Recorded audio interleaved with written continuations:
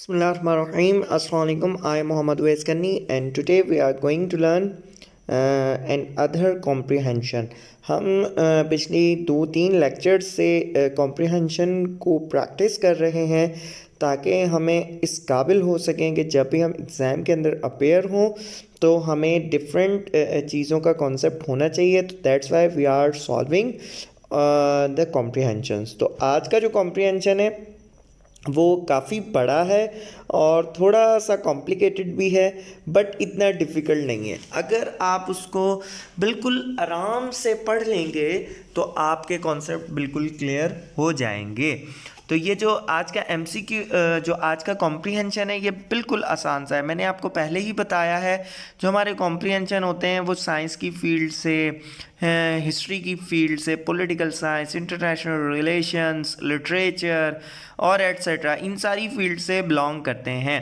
तो आज का जो हमारा कॉम्प्रिहेंशन है वो साइंस से बिलोंग करता है। ठीक है जी, साइंस स्पेशली मैरी क्यूरी। ठीक है जी, तो इनके बारे में ये हमारा पूरा आज का कॉम्प्रिहेंशन है।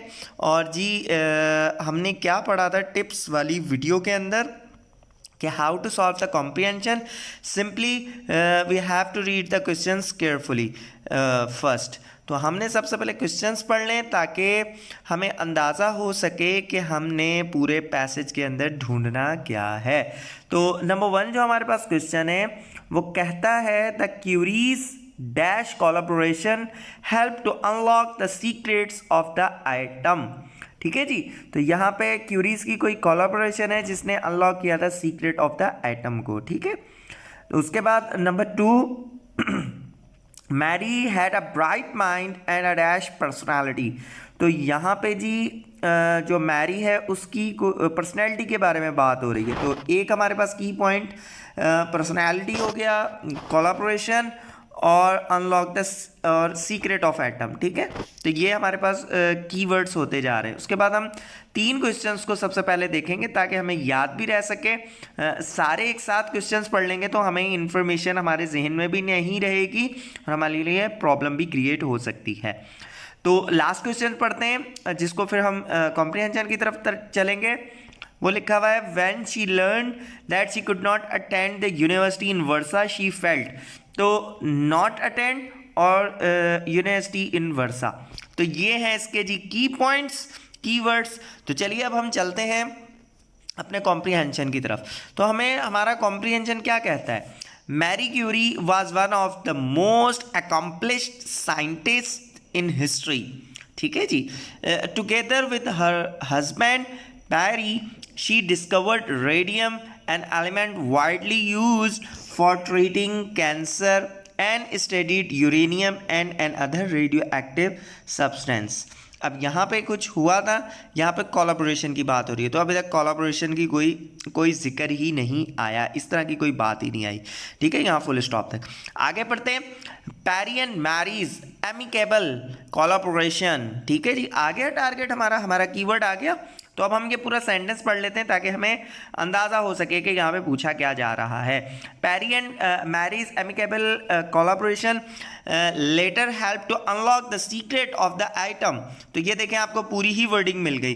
तो अब यहाँ में एमिकेबल का मतलब क्या होता है, फ्रेंडली।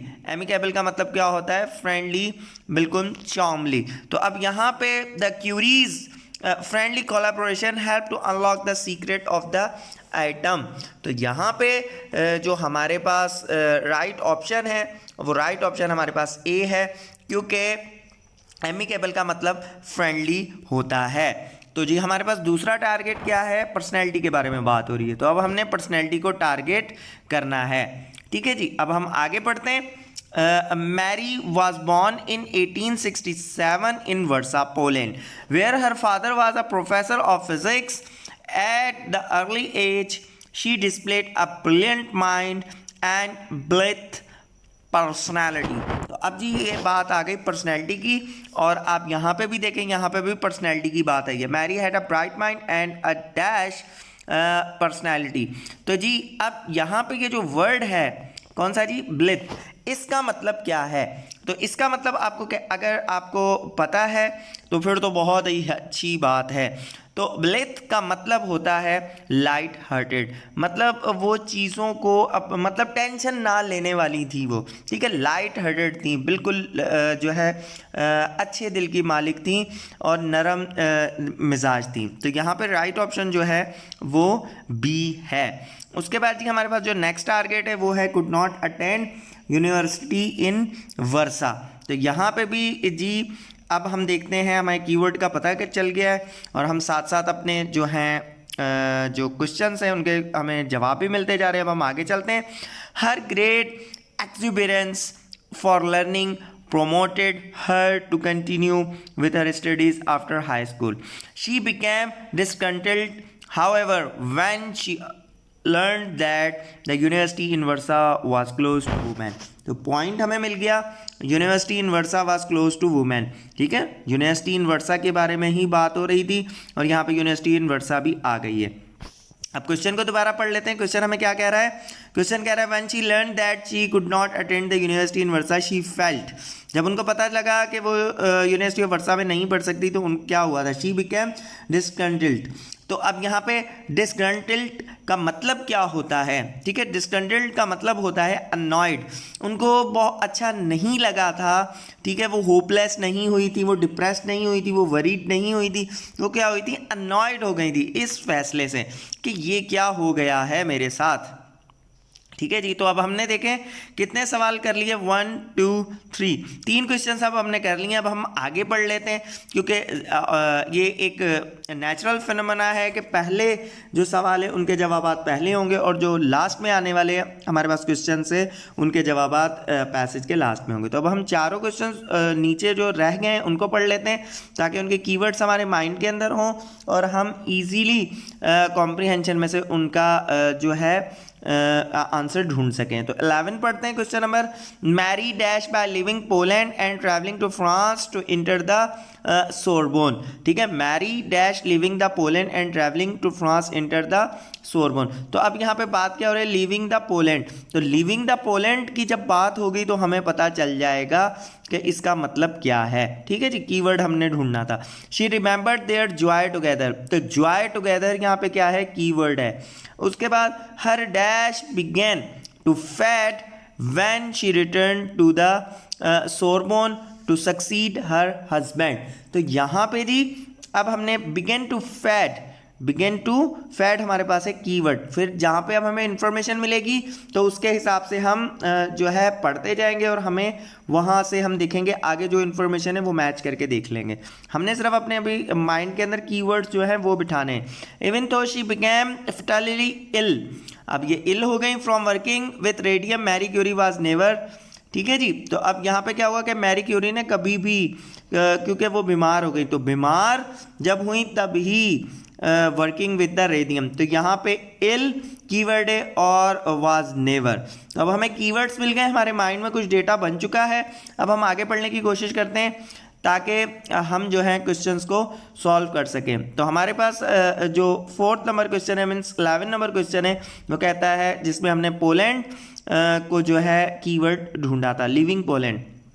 तो अब हम पढ़ते हैं आगे अपना जो कॉम्प्रिहेंशन है वो, क्योंकि हमने यहाँ तक वुमेन तक पढ़ लिया था। Determined to receive a higher education she definitely left Poland and in 1891 entered the Sorbonne, a French university। तो अब यहाँ पे जी क्या हो रहा है? यहाँ पे हमने इंफॉर्मेशन ये देखनी है कि वो क्या थी। Marie dash by living Poland and travelling to France to enter the Sorbonne.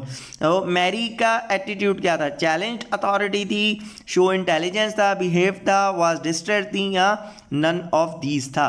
तो डिटरमाइंड मतलब क्या था? डिटरमाइंड पहले से ही उन्होंने जो है अपना कह सकते हैं इरादा बना लिया था, पुख्ता उनका यकीन था कि ये मैं काम कर लूँगी। तो अब यहाँ पे शो इंटेलिजेंस की बात नहीं हो रही, बिहेव की बात नहीं हो रही, वाज डिस्ट्रेस नहीं हो रहा, चैलेंज अथॉरिटी थी। उन्होंने डिटरमाइंड किया कि हाँ मैं ये काम कर सकती हूँ, तो उन्होंने अथॉरिटी को चैलेंज किया और उन्होंने कहा yes I will do it. तो यहाँ पे जो राइट ऑप्शन है वो है ए। अब हम आगे चलते हैं, दूसरे को देख लेते हैं।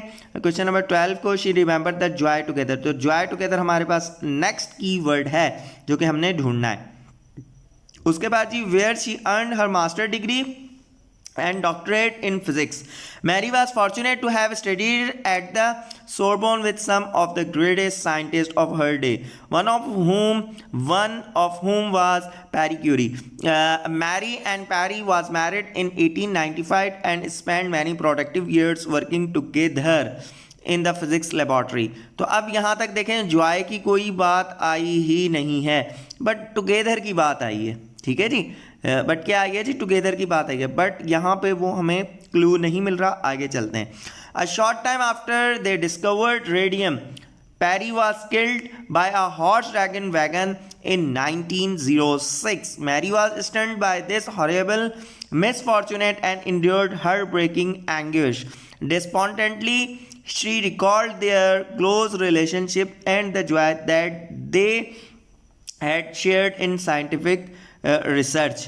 तो यहाँ पे ये देखें जी जॉय की बात हो रही है, close relationship, she called their close, क्योंकि उनके जो कौन थे जी, मैरी थे, जिनके आपको पता चला है कि यहाँ पे हमें इंफॉर्मेशन दी है कि पैरी का मारे गए थे हॉर्स ड्रैगन वैगन के अंदर 1906 के अंदर। तो ये जो खबर थी उनको उन्होंने जो है स्टंट कर दिया था, शॉक करके रख दिया था। वो ये बात कबूल नहीं कर पा रही थी कि जो पैरी हैं वो अब उनके अंदर नहीं रहे। तो फिर उन्होंने किया क्या था, उन्होंने she recalled their close relationship and the Joy.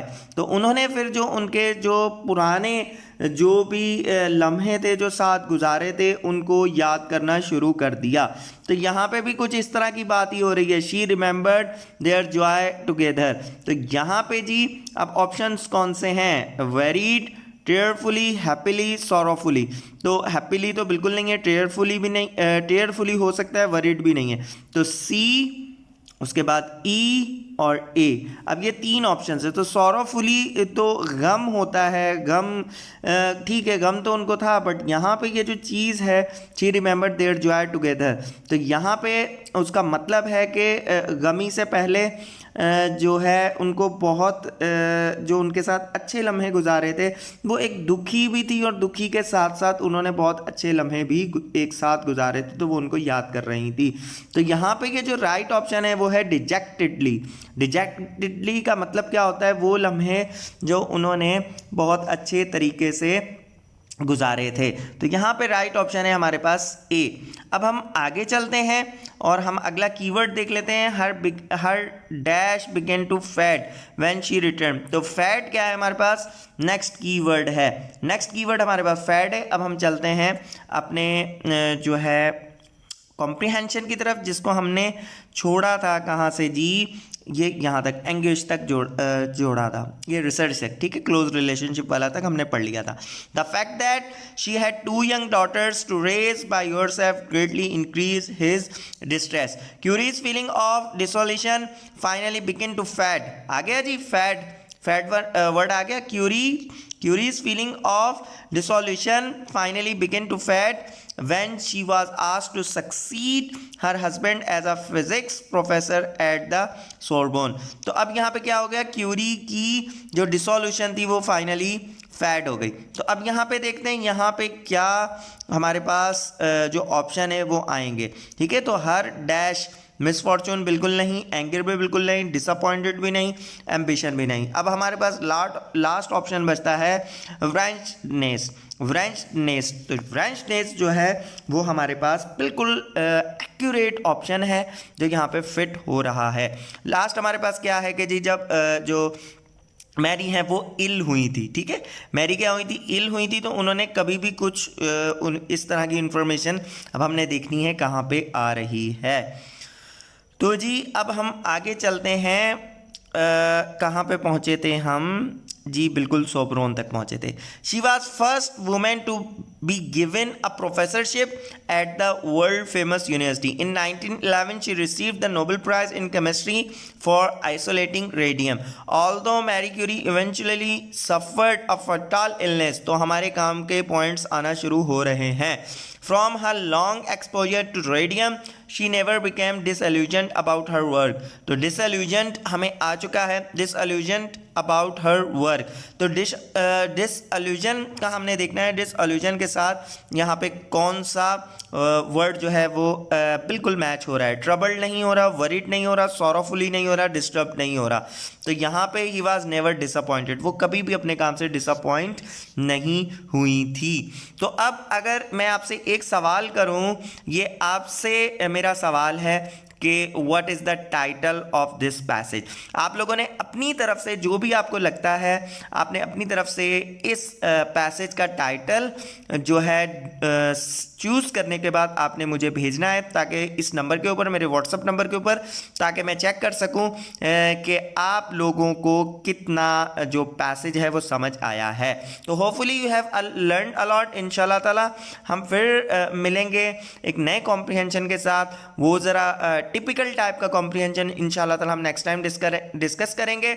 इंशाल्लाह ताला मिलते हैं नए वीडियो के साथ. टिल दैट टाइम, खुदा हाफिज़.